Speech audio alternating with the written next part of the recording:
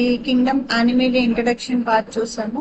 అంటే kingdom Animalia includes multi cellular eukaryotic heterotrophic organisms అని చెప్పుకున్నాము. So what is multi cellular and unicellular eukaryotic prokaryotic autotrophs heterotrophs గురించి discuss చేశాను previous videos లో. ఒకసారి అది చెక్ చేసుకోండి if you have any doubts. So వీటిని బేస్ చేసుకొని animals are classified into various spiders అనమాట, based on the structural and functional characteristics. ఆ స్ట్రక్చరల్ అండ్ ఫంక్షనల్ క్యారెక్టరిస్టిక్స్ ఏంటి అంటే దేన్ని బేస్ చేసుకుని మనం ఆర్గానిజమ్స్ ని డిఫరెన్షియేట్ చేసాము డిఫరెంట్ ఫైడాస్ కింద. అంటే ఫస్ట్ వన్ వచ్చేసి బేసిస్ ఆఫ్ క్లాసిఫికేషన్ అని చెప్తున్నాం. ఇక్కడ చూడడానికి యానిమల్స్ అన్ని ఒకే సైజ్ షేప్ స్ట్రక్చర్ ఉన్నప్పటికీ కూడా కొన్ని క్యారెక్టరిస్టిక్ ఫీచర్స్ లో అవి కామన్ ఫీచర్స్ ని చూపిస్తాయి అనమాట.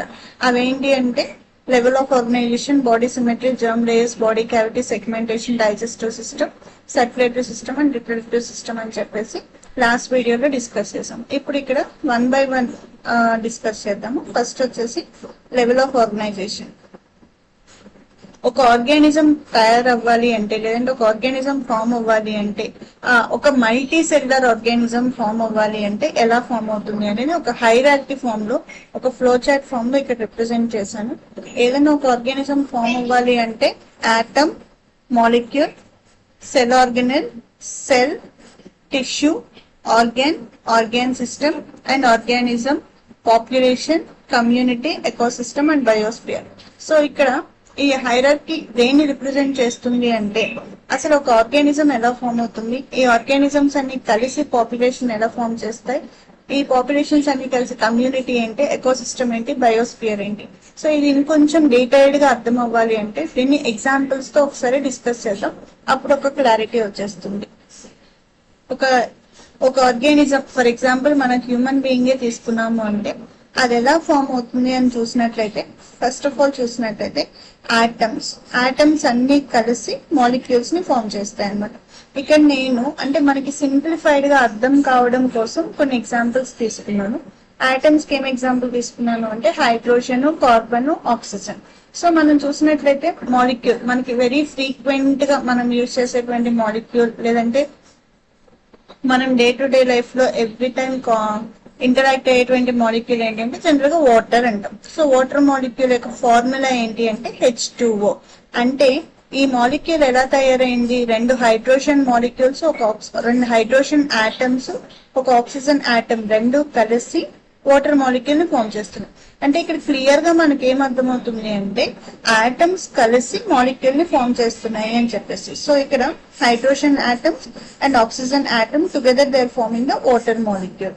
అలాగే carbon and oxygen they are forming the glucose molecules అలాగే along with the hydrogen. So ఇక్కడ ఈ ఎగ్జాంపుల్స్ తో నేను మీకు ఏం ఎక్స్ప్లెయిన్ చేయాలి అనుకుంటున్నాను అంటే atoms together they are forming the molecules. So ఈ molecules together they form the cell organelles.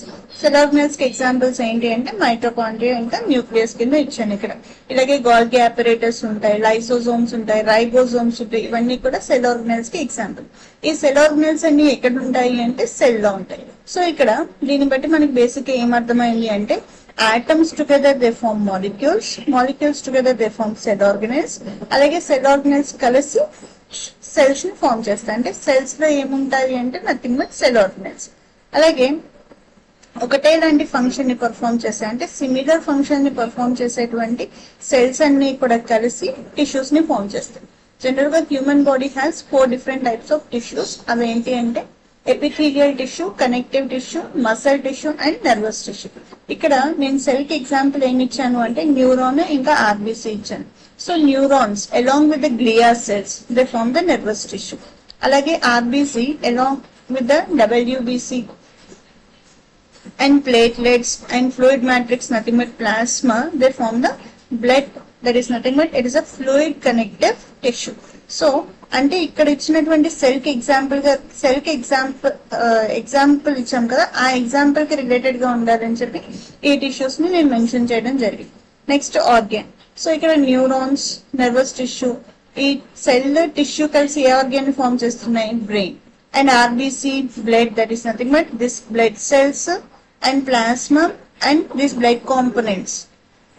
Blood వెజల్సే కానివ్వండి, క్యాపిలరీస్ అన్ని కలిసి సో మనకి బ్లడ్, ఆర్బిసి ఇవంతా కలిసి మనకి హార్ట్ ఫామ్ అయితే ఈ హార్ట్, బ్లడ్ క్యాపిలరీస్ ఇవన్నీ కలిసి మనకి ఒక సిస్టమ్ ని ఫామ్ చేస్తాయి. That is nothing but circulatory system.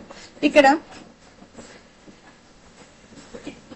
Organ system కి వచ్చేసినట్లయితే ఎగ్జాంపుల్ ఏమి ఇచ్చాము అంటే nervous system and circulatory system. Organism కి ఏమి ఇచ్చామంటే example animal, humans and plants.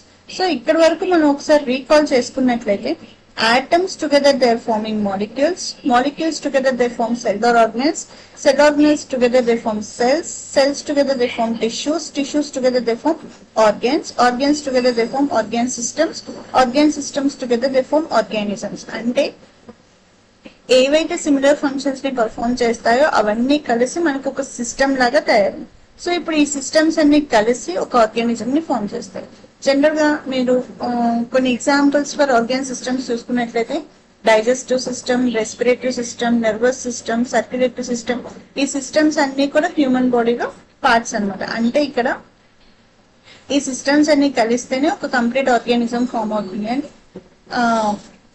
Meaning అన్నమాట. నెక్స్ట్ వచ్చేసి ఆర్గానిజం కి example animal, human, plant. And population చూసినట్లయితే ఇప్పుడు మనం ఒక పాండ్ ని తీసుకుందాం అనుకోండి. ఆ పాండ్ లో ఉన్నటువంటి యానిమల్ గ్రూప్ అంతా కూడా ఒక పాపులేషన్, అలాగే ఒక హ్యూమన్ పాపులేషన్ అంతా, హ్యూమన్ ఆర్గానిజమ్స్ అంతా, ఒక గ్రూప్ ఆఫ్ హ్యూమన్ ఆర్గానిజమ్స్ అంతా కూడా పాపులేషన్. అలాగే ఒక పర్టికులర్ ఏరియాలో ఉన్నటువంటి ప్లాంట్స్ కూడా ఒక పాపులేషన్ కింద వస్తుంది. అంటే సిమిలర్ గ్రూప్ ఆఫ్ ఆర్గానిజమ్స్ అంతా. నెక్స్ట్ కమ్యూనిటీ అంటే ఇక్కడ డీటెయిల్ గా ఏం ఎగ్జాంపుల్ ఇచ్చాను అంటే ఫారెస్ట్ ఆఫ్ ట్రీస్. ఒక ఫారెస్ట్ లో కొన్ని ట్రీస్ ఉన్నాయి. ఆ ట్రీస్, దాని కింద పెరిగేటువంటి చిన్న చిన్న ప్లాంట్స్, అక్కడ ఉన్నటువంటి చిన్న యానిమల్స్, అలాగే ఆ సాయిల్ లో ఉన్నటువంటి బ్యాక్టీరియా, ఫంగై, ఇవన్నీ కూడా ఇప్పుడు ఇక్కడ మనం చూసినట్లయితే community is nothing but a group of populations.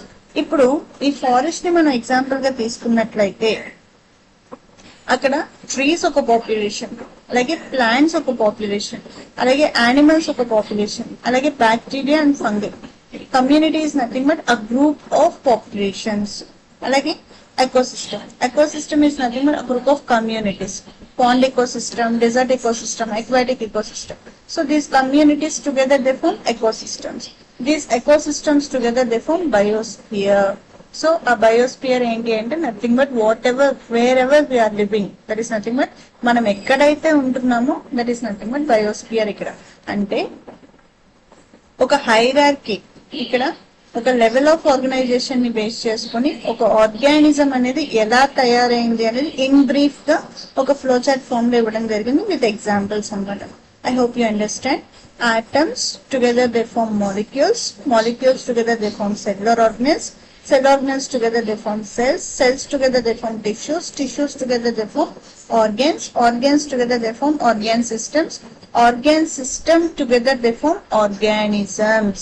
So organisms together they form populations together they form communities together forms ecosystem together forms biosphere. ఇలాగా ఒక లెవెల్ ఆఫ్ ఆర్గనైజేషన్ అయితే ఎగ్జిబిట్ చేయడం జరుగుతుంది. ఈ లెవెల్స్ అన్నిటిని బేస్ చేసుకుని, దీంట్లో కామన్ ఫీచర్స్ ని బేస్ చేసుకుని ఆర్గానిజమ్స్ ని ఒక గ్రూప్ కింద, ఒక ఫైలర్ కింద అరేంజ్ చేయడం జరుగుతుంది అనమాట. Next, the all members of kingdom animalia are multicellular. So kingdom Animalia includes all the multicellular, heterotrophic organisms and eukaryotic organisms అని ఆల్రెడీ చెప్తున్నాం. అవి మల్టీసెల్యులర్ అయినప్పటికీ కూడాను అవి same pattern of they do not exhibit the same pattern of organisation of cells. Same pattern of organisation exhibit చేయడం లేదు. Exhibit చేయకపోవడానికి రీజన్స్ ఏంటి అనేది in detail will discuss in next videos. So all members of the kingdom Animalia are multicellular అయినప్పటికీ they do not exhibit the same pattern of organization. So the organisms belonging to the kingdom Animalia, they are exhibiting 4 different levels of organizations. And ఆ 4 different levels of organizations ఏంటి అంటే cellular level, tissue level, organ level and organ system level of organization. So kingdom Animalia లో ఉన్నటువంటి organisms అన్ని కూడాను 4 different levels of organization ని exhibit చేస్తున్నాను. అది ఎగ్జిబిట్ చేసే 4 different levels ఏంటి అంటే cellular level, tissue, organ and organ system level of organization. So ఇక్కడ మనం బ్రీఫ్ గా ఎగ్జాంపుల్స్ ఇవ్వడం జరిగింది. Cellular level of organisation exhibit చేసే ఆర్గానిజమ్స్ కి ఎగ్జాంపుల్స్ అంటే స్పాంజెస్ అనేవి ప్రిమిటివ్ మల్టీ సెల్యులర్ ఆర్గానిజమ్స్ అన్నమాట. Next tissue level of organisation exhibit చేసేటువంటి ఆర్గానిజమ్స్ కి example Cnidaria and టీనోఫారా.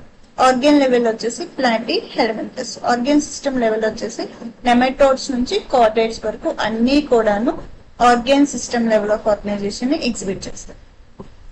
So organ system in different groups of animals exhibit various patterns of complexity. So organ system అనేది ఇక్కడ మనకి ఏమవుతుందంటే level by level increase అయ్యే కొద్ది complexity also increases. So ఇక్కడ ఈ organ system level of organisation exhibit చేసేటువంటి organisms complexity of the organization exhibit చేస్తున్నాయి అని చెప్తున్నారు. ఎగ్జాంపుల్స్ ఏంటి అంటే డైజెస్టివ్ సిస్టమ్. ఇక్కడ కాంప్లెక్సిటీ అంటే ఏంటి అంటే మనం సింపుల్ సెల్ ఫామ్ నుంచి సెల్ కాస్త టిష్యూ అయింది, టిష్యూ కాస్త ఆర్గాన్ అయింది, ఆర్గాన్ కాస్త ఆర్గాన్ సిస్టమ్ అయింది. అంటే లెవెల్ బై లెవెల్ ఏమవుతుంది అంటే కాంప్లెక్సిటీ అనేది ఇంక్రీజ్ అవుతూ ఉంది అనమాట. ఆ కాంప్లెక్సిటీ ఇంక్రీజ్ అవడం వల్ల ఏమైనా అడ్వాంటేజెస్ ఉన్నాయా ఏంటి అనేది ఫర్దర్ గా మనం డిస్కస్ చేసుకుందాం. First example for organ system digestive system. Digestive system or gut. So there are two different types of digestive system: incomplete digestive system and complete digestive system. ఇక్కడ కంప్లీట్ కి incomplete కి basic difference ఏంటి అంటే incomplete digestive system has only one opening, whereas complete digestive system has two openings. ఇక్కడ one opening అంటే mouth itself acts as anus. అంటే mouth anus రెండు ఒకటే. అదే కంప్లీట్ డైజెస్టివ్ సిస్టమ్ లో చూసినట్లయితే టూ ఓపెనింగ్స్ ఉంటాయి, మౌత్ అండ్ ఏనస్. సో ఇక్కడ ఫుడ్ కానీ లేదంటే వాటర్ కానీ ఎలా ఎంటర్ అవుతాయి? So they are entering through the mouth and enters into the digestive cavity, that is nothing but gastrovascular cavity, and they exit through the mouth itself. Okay, అంటే ఇక్కడ ఉన్నటువంటి ఒక ఓపెనింగ్ మౌత్ గాను ఇంకా anus గాను act చేస్తుంది.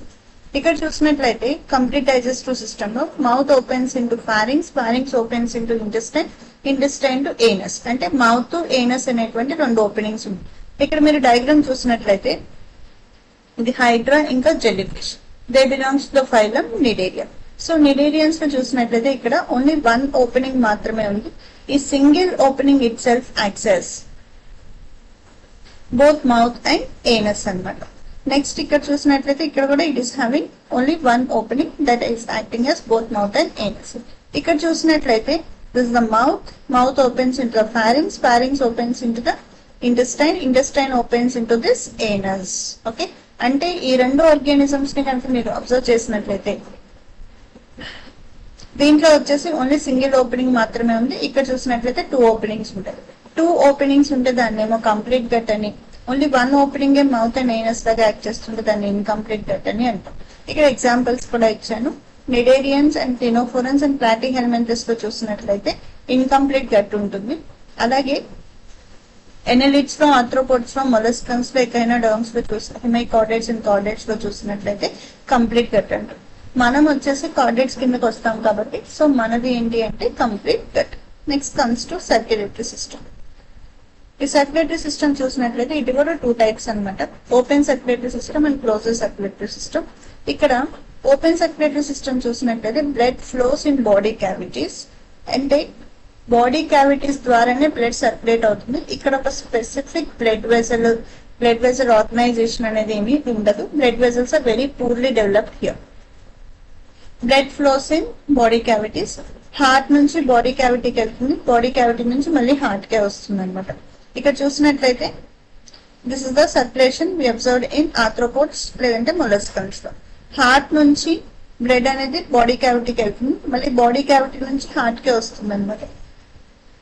ఇక్కడ ఎలాంటి బ్లడ్ వెజల్స్ అనేవి లేవు. ఎగ్జాంపుల్ చూసినట్లయితే arthropods, molluscans, Echinodermata and uropod. Closed circulatory system అంటే blood is flowing through the blood vessels. Blood అనేది ఒక specific organized systemic blood vessels ద్వారా బ్లడ్ అనేది సర్క్యులేట్ అవుతూ ఉంటుంది. హార్ట్ నుంచి ఆర్టరీస్ కి ఆక్సిజనేటెడ్ బ్లడ్ వెళ్తుంది, ఆక్సిజనేటెడ్ బ్లడ్ క్యాపిలరీస్ ద్వారా డిఫ్యూజ్ అయిపోతుంది సెల్స్ కి. సెల్స్ నుంచి డిఆక్సిజనేటెడ్ బ్లడ్ వెయిన్స్ కలెక్ట్ చేసుకొని మళ్ళీ హార్ట్ కి తీసుకెళ్తాయి. ఇక్కడ చూసినట్లయితే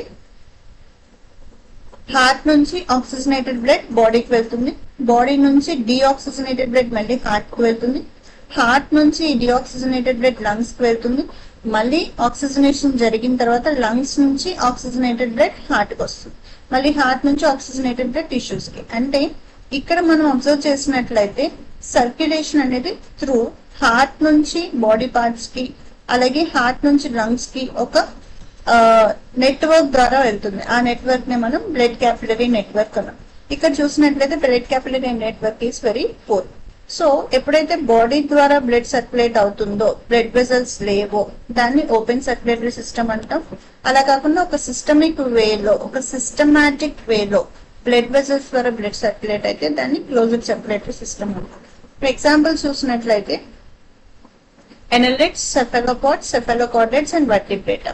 So these are exhibiting closed circulatory system. అంటే మనం vertebrate group కిందకే వస్తాం కాబట్టి మన సర్క్యులేషన్ అనేది క్లోజ్డ్ సర్క్యులేషన్.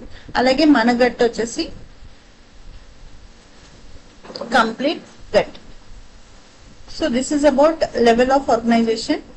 అంటే ఇక్కడ ఈ వీడియోలో మనం బ్రీఫ్ గా ఏం చెప్పుకున్నాము అంటే ఒక లెవెల్లో, ఒక హైరార్కీ లెవెల్లో ఆర్గానిజమ్స్ అనేది ఫామ్ అవుతాయి స్లోగా. ప్రిమిటివ్ ఫామ్ సెల్ నుంచి ఆర్గాన్ సిస్టమ్ వరకు అసలు ఒక ఎకో సిస్టమ్ ఎలా ఫామ్ అవుతుంది, ఒక బయోస్పియర్ ఎలా ఫామ్ అవుతుంది విత్ ఎగ్జాంపుల్స్ డిస్కస్ చేసాము.